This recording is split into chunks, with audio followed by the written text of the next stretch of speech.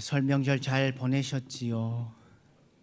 눈도 많이 내리고 그 가운데 가족들을 만날 시간, 귀한 시간 가운데 함께 할 수 믿습니다. 오늘 말씀의 말씀을 가지고 아브라함에게서 믿음을 배우다라는 제목으로 함께 말씀을 나누고자 합니다. 요즘 TV나 신문을 듣다 보면 여러분 어떻습니까?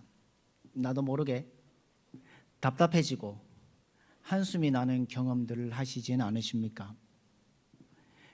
바로 뉴스라는 것이 긍정적이고 밝은 것이면 좋겠는데 대부분 뉴스가 무엇입니까? 사건, 사고, 또 부정적인 것, 어두운 것들이 나타나고 있습니다. 그렇다고 우리가 살아가는 이 세상을 외면해서 살아갈 수는 없지요. 우리의 삶의 현실이라는 것이죠. 그리스도인이라면 세상 속에 살고 있지만 세상의 원리가 아니라 믿음의 원리로 살아가는 인생이 되어야 된다는 겁니다. 그런데 때로는 우리가 살아가는 가운데 불신에 빠져서 좌절하기도 합니다. 예수를 믿어 구원받았고 천국에 갈 수 있다는 확신을 가지고 있음에도 불구하고 믿으면 병이 낫고 믿으면 기도가 응답받고 복을 받고 삶이 변화되고 자녀가 잘 된다는 실제 상황 속에 필요할 때 보면 무엇이 사라지고 있냐면 우리의 믿음이 희미해질 때가 있습니다. 왜 그렇습니까? 현실의 어려움이 우리 믿음보다 크기 때문에 현실의 어려움 앞에 우리의 믿음들이 희미해지고 사라지고 있다는 겁니다. 현실이라는 큰 바위 덩어리에 그것이 우리의 믿음에 몸을 짓눌러서 숨을 쉬지 못하고 생겨나는 것이 바로 불신이라는 겁니다. 세상 사람을 만나고 세상의 치밀에 붙이고 세상 사람들과 접촉하다 보면 세상의 영향력을 받아서 우리는 무엇이 생기느냐? 믿음이 약해지고 불신만이 생겨지게 된다는 겁니다.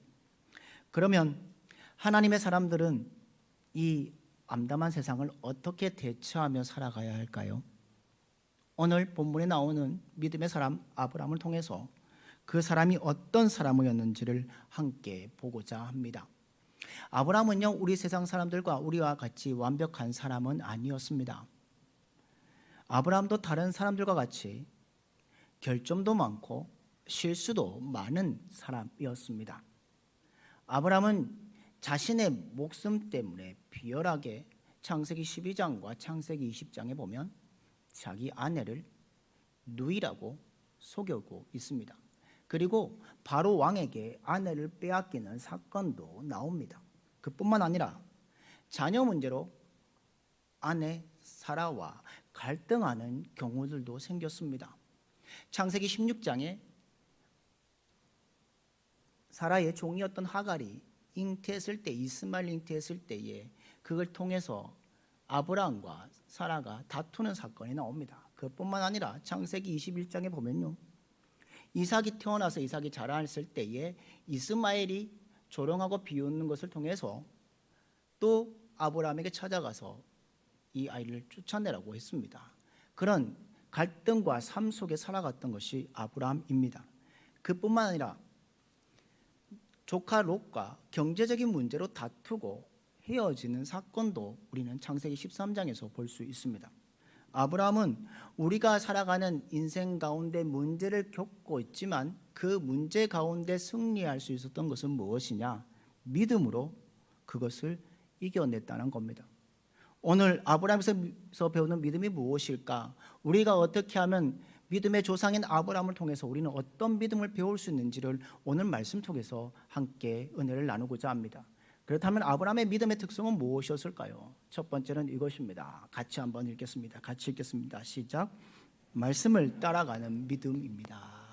오늘 본문 4절 말씀을 우리 같이 한번 읽도록 하겠습니다. 같이 읽겠습니다. 이에 아브라함이 여호와의 말씀을 따라갔고 롯도 그와 함께 갔으며 아브라함이 하란을 떠날 때에 75세였더라. 아멘. 오늘 이 본문 12장 4절에 중요한 말씀이 하나 있습니다.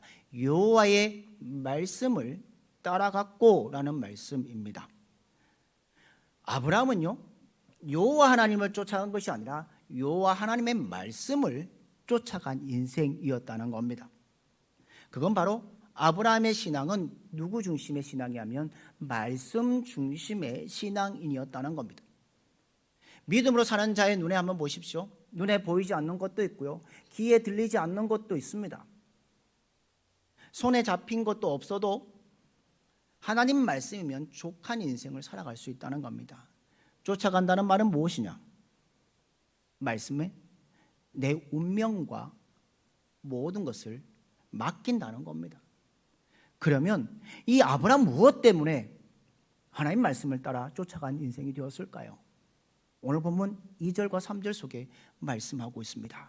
우리 2절과 3절 말씀을 같이 한번 읽겠습니다. 시작. 내가 너로 큰 민족을 이루고 내게 복을 주어 내 이름을 창대하게 하리니 너는 복이 될지라. 너를 축복하는 자에게는 내가 복을 내리고 너를 저주하는 자에게는 내가 저주하리니 땅의 모든 족속이 너로 말미암아 복을 얻을 것이라. 아멘. 여기 본문 2절과 3절 속에 복이라는 단어가 5번 나옵니다. 하나님께서는 우리에게 무엇을 명령하시냐면 그 명령을 통해서 궁극적으로 뭘 하기를 원하시냐면 복을 주시겠다는 말씀입니다. 오늘 본문 속에 아브라함은 나이가 75세입니다. 사레의 나이는 65세입니다. 그런데 오늘 큰 민족을 이루겠다는 이 말씀을, 약속의 말씀을, 불가능을 가능케 하는 축복을 받고 있습니다. 하나님의 약속은 그대로 이루어집니다. 그러므로 우리가 불가능하다는 생각하는 것보다 하나님의 말씀을 의지하고 나가면 불가능한 것이 가능하게 되어 있다는 겁니다. 가능한 역사를 이루게 한다는 겁니다. 이름을 창대하겠다는 말씀은 무엇입니까? 그리고 너를 축복하는 자에게 너희 축복하고 너를 저주하는 자에게 저주하려는 말씀은 무엇입니까? 하나님께서 누구의 편이 되어주시겠다고요? 아브라함의 편이 되어주시겠다는 말씀입니다. 그리고 땅의 족속으로 말미암아 복을 얻을 것이라 라고 말하고 있습니다. 아브라함 때문에 다른 사람이 잘되고 아브라함 때문에 다른 사람이 구원받고 은혜 받는다는 말씀을 여기에서 전해주고 있습니다. 랍비의 지혜자로 알려져 있는 탈무드에 이런 이야기가 있습니다. 한 배가 배를 타고 가다가 배가 다니는 길을 잊어버립니다. 그 배가 한가운데 있습니다. 바다 가운데 있습니다. 폭풍이 칩니다. 그러다 한 무인도에 도착합니다. 무인도에 도착해 보니까 무인도에는 많은 과일나무와 새와 아름다운 것들이 많이 있습니다. 그런데 배에 있던 사람들이 5명씩 5무리가 자기 무리의 결정대로 일을 행동합니다. 첫 번째 무리는 뭐냐? 5명은 그냥 배 안에 있습니다. 순풍이 불어서 언제 배가 떠날지 모르기 때문에 두려워하는 마음으로 그 배 안에 있는 사람들입니다.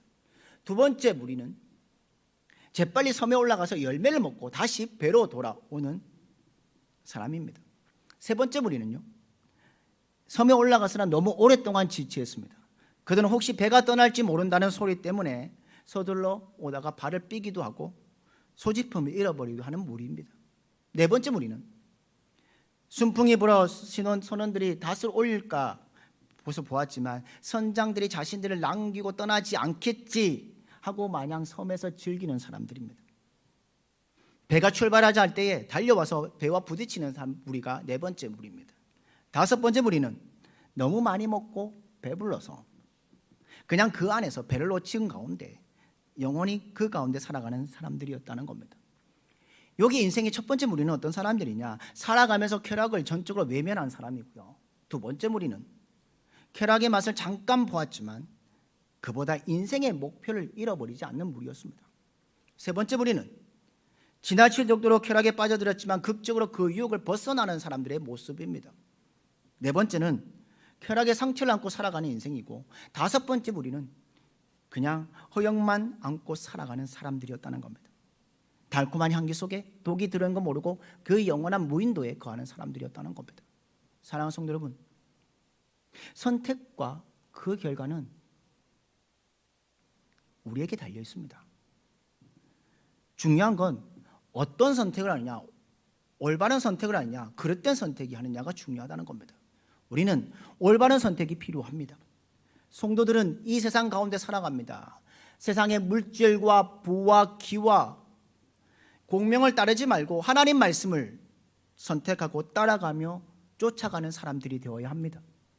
하나님 말씀에는 영원한 생명을 주시는 구원의 약속과 영육 간에 잘 되는 축복의 약속의 말씀이 있음을 기억하는 여러분들 되길 원합니다. 그렇다면 말씀을 쫓아가는 자의 사람의 자세는 어떤 자세가 되었느냐? 세 가지로 잠깐 보려고 합니다. 첫 번째는 결단과 선택을 할 수 있어야 합니다. 오늘 본문 1절에 보면요, 여호와께서 아브라함에게 이르시되 너는 너의 고향 친척과 아비 집을 떠나라고 말합니다. 아비 집을 떠나라는 말, 자기 자리에 있는 청산하고 떠나고 하나님 말씀을 쫓아가는 인생이 되라는 첫 번째 말씀을 쫓는 자의 자세였다는 겁니다. 두 번째는요, 미래에 대한 소망을 가진 자야만이 말씀을 쫓아가는 자의 자세입니다. 오늘 본문 1절에 내가 내게 보여줄 땅을 주리라고 말씀합니다. 보여줄 땅, 즉 가나안 땅, 아직도 가나안 땅이 어딘지도 모르는 미지의 세계를 향해서, 밝히지 않는 그 미지의 땅에서 그는 소망을 가지고 있었다는 겁니다. 물이 고이면 썩는 것처럼 우리의 삶도 마찬가지입니다. 현실에 안주해 있으면 안 된다는 겁니다. 끝없이 소망을 가지고 전진하며 나아가는 인생이 되어야 된다는 겁니다.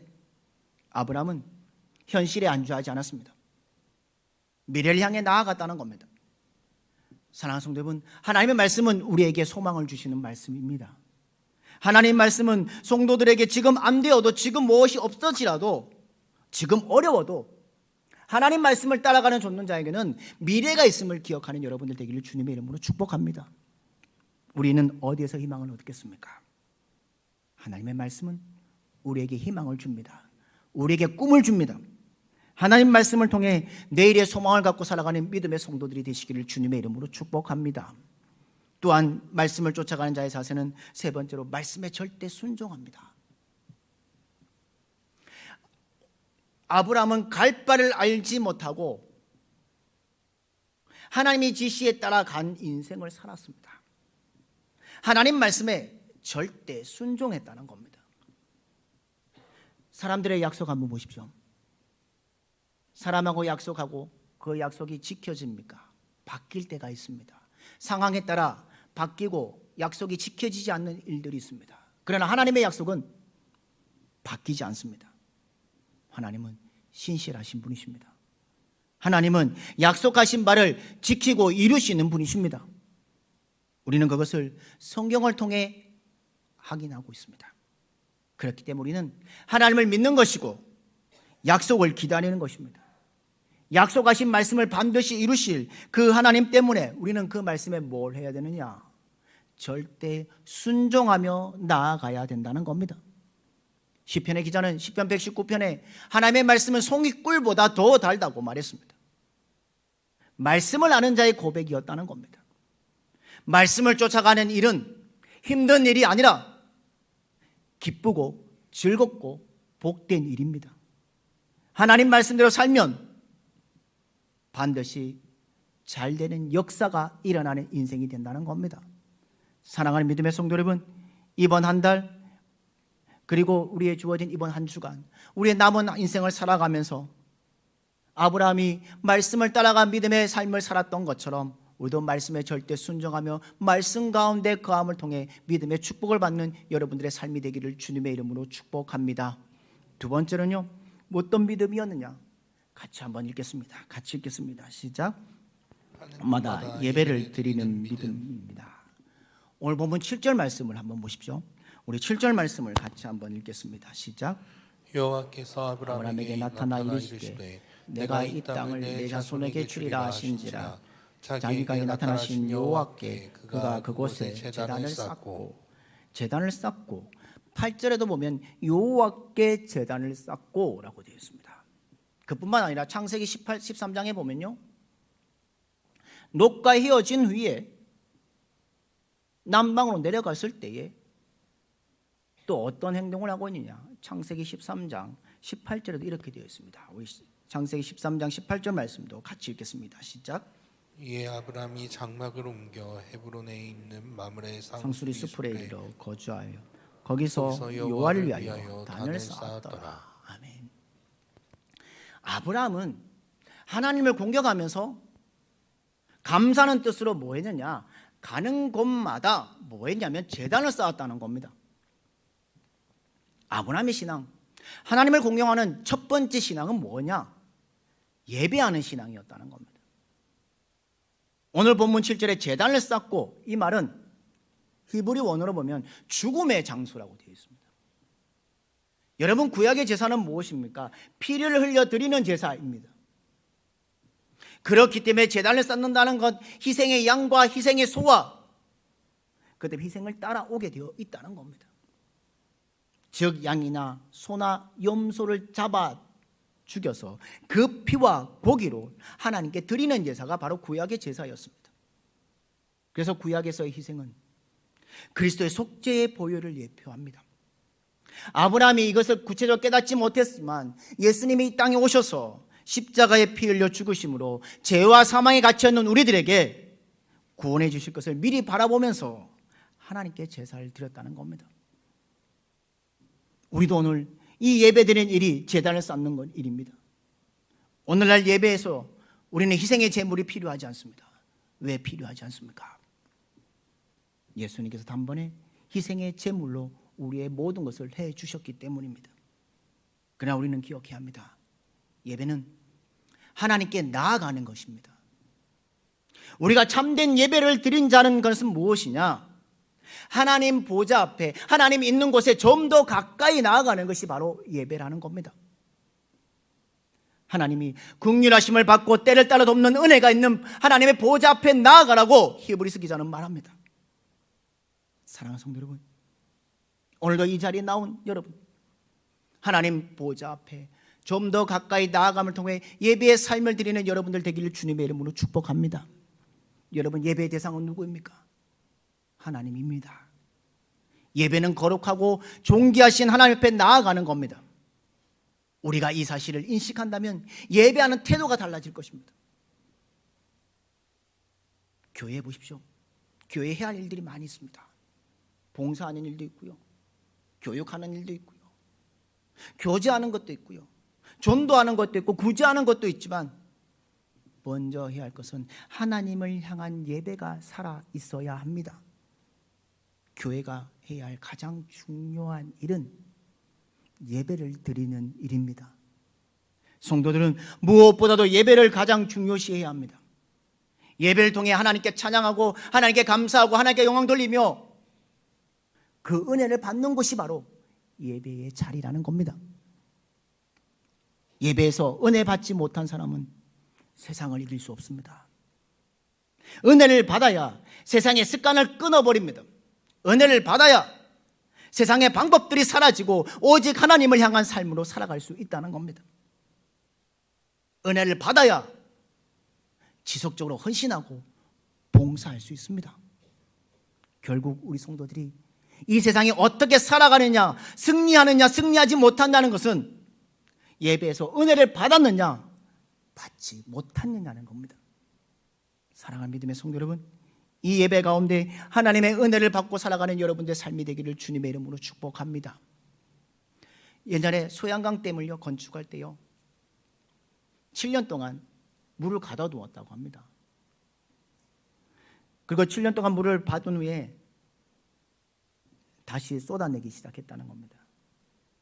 여러분, 하나님의 은혜를 먼저 받아야 합니다. 예배를 통해서 은혜 받고 은혜 받으면 능력이 따라옵니다. 은혜 받고 나서 헌신할 수 있습니다.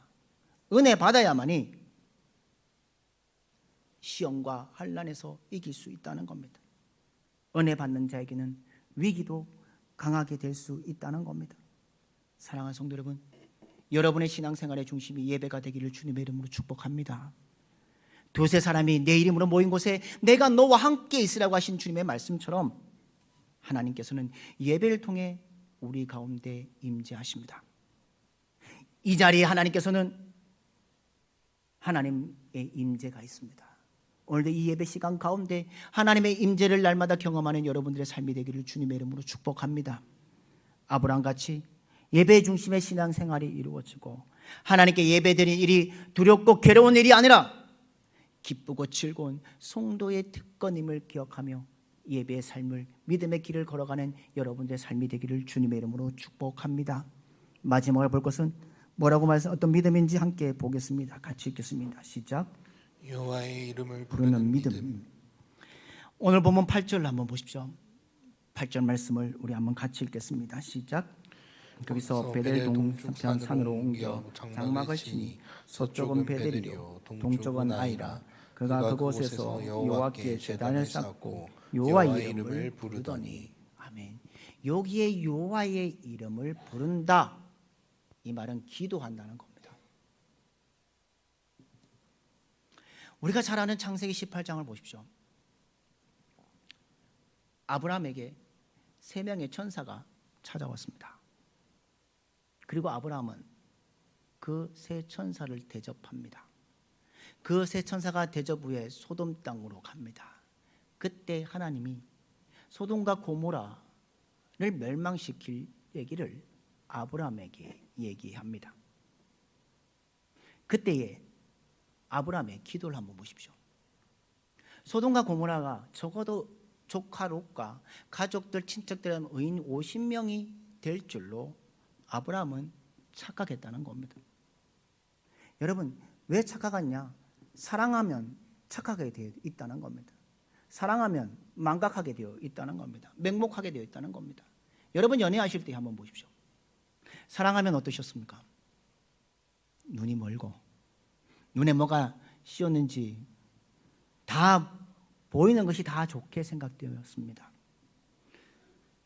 지금도 자기 남편, 자기 아내가 최고라고, 자기 하는 일이 최고로 여겨지는 것, 행복한 사람입니다. 그러나 오늘 이 아브라함은 아닙니다. 의인 50, 45, 40, 30, 20, 10 끈질기게 하나님과 협상을 벌이고 있는 아브라함의 모습에서 아브라함의 대단한 기도자임을 볼 수 있습니다. 여러분, 창세기 18장 읽으시면서 아무 생각 안 드셨습니까? 1부 때도 우리 정님한테 부르기, 장로님 어떠셨으니까 아무 말 안 하셨는데, 저는 그 말씀을 읽을 때마다 조마조마합니다. 하나님께 매 질문을 합니다. 그런데 하나님은 그 질문에 응답해 주십니다. 아브라함이 의인 50명 있으면 이 소돔성을 멸망시키지 않겠습니까? 했을 때에 멸망시키지 않겠다. 또 아브라함이 45명일 때도, 40명일 때도, 30명일 때도, 20명일 때도, 10명일 때도 하나님 앞에 질문을 던집니다. 하나님, 이러면 어떻게 하시겠습니까? 그랬을 때에 하나님은 대답하십니다. 그런데 대답하실 때 어떻게 대답하셨습니까? 짜증내셨습니까? 화내셨습니까? 귀찮아하셨습니까? 듣는 둥 마는 둥 하셨습니까? 끝까지 진지하게 들으시고 응답하신 분이 우리 하나님이십니다.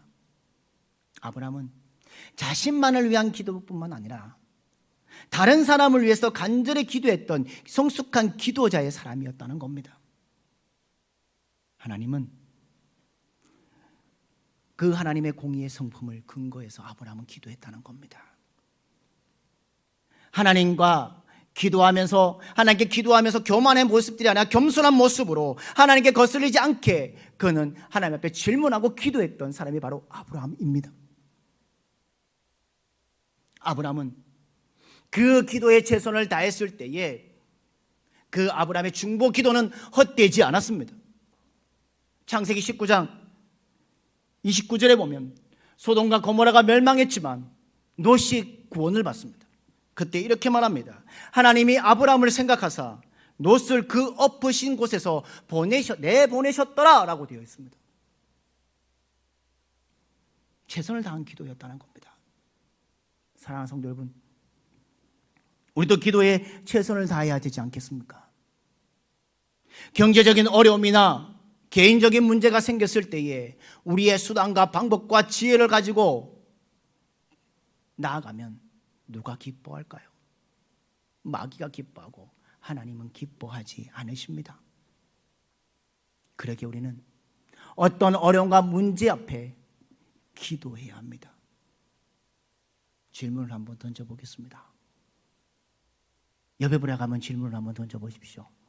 당신은 왜 기도하십니까? 왜 기도해야 합니까? 찬양대 왜 기도해야 합니까?